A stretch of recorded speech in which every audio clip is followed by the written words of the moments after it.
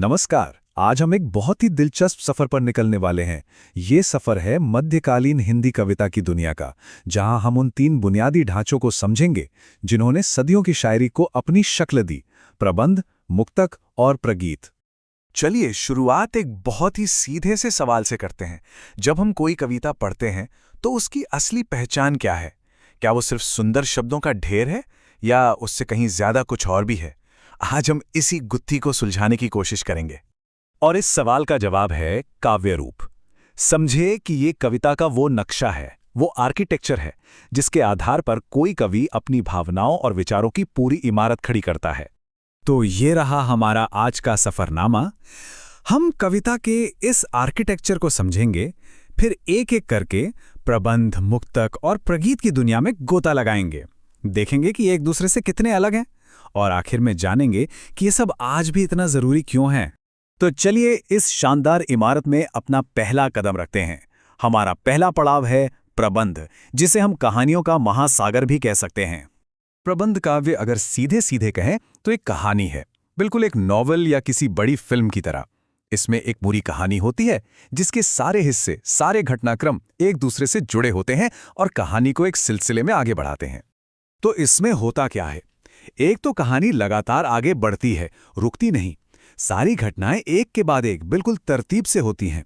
कहानी का एक हीरो यानी नायक होता है और उसमें हर तरह के भाव, हर तरह के रस आपको मिलेंगे। ये अपने आप में एक पूरी दुनिया बना देता है। और इसका सबसे बड़ा, सबसे शानदार उदाहरण कौन सा हो सकता है? बिल्कुल तुलसीदास जी का रामचरितमानस। इसमें भगवान राम की कहानी को जिस क्रम से, जिस भक्ति और आदर्श के साथ पेश किया गया है, वो प्रबंध काव्य की सबसे ऊंची मिसाल है।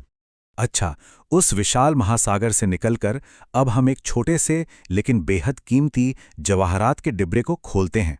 इसे कहते हैं मुक्तक, जहां हर नगीना अपने आप में पूरा है। मुक्तक की खासियत यह है कि इसका हर एक शेर, हर एक दोहा अपने आप में एक मुकम्मल दुनिया है। उसे समझने के लिए आपको ये जानने की कोई ज़रूरत नहीं कि उसके पहले या बाद में क्या लिखा है।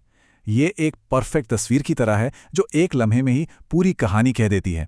इसकी पहचान है इसकी संक्षिप्तता, यानी कम से कम शब्दों में बड़ी से बड़ी बात कह देना।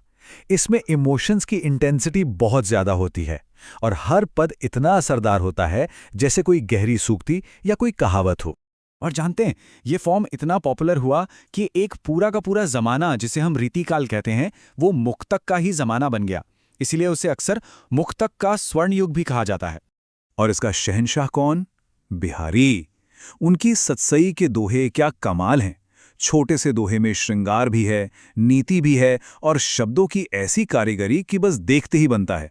ये मुक्तक की कला का शिखर है। चलिए अब इस इमारत के उस कमरे में चलते हैं जहां से धुनें आ रही हैं। यह है प्रगीत का कमरा। प्रगीत वो कविता है जिसे लिखा ही गया है गाने के लिए। इसकी आत्मा में सुर और ताल बसे हैं। ये असल में मध्यकाल के वो गीत हैं जिन्हें लोग आज भी गुनगुनाते हैं।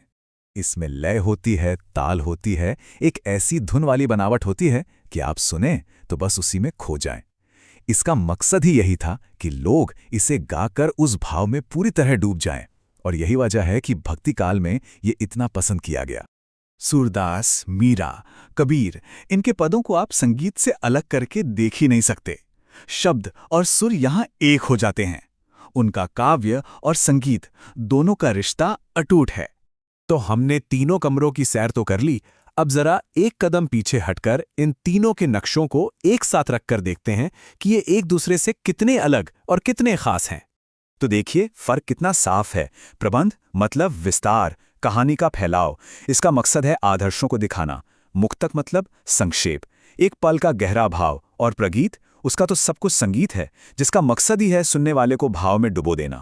अब सवाल ये उठता है कि भाई ये सब पुरानी बातें आज क्यों?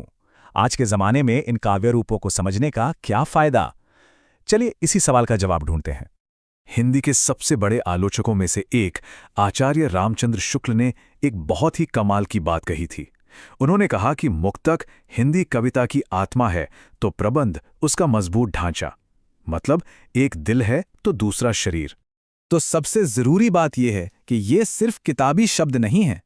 ये वो बुनियाद हैं, वो पिलर्स हैं जिन पर हिंदी कविता का पूरा शानदार महल खड़ा है। ये हमारी साहित्यिक परंपरा का डीएनए है। और अब जाते जाते एक सवाल आपके लिए छोड़ जाते हैं। जरा सोचिए, आज जो हम कविताएं पढ़ते हैं या फिल्मों में गाने सुनते हैं, उनमें इन तीनों में से कौन सा रंग सबसे ज्यादा नजर आता है? कहानी वाला प्रबंध, एक पल वाला मुक्तक या धुन वाला प्रगीत?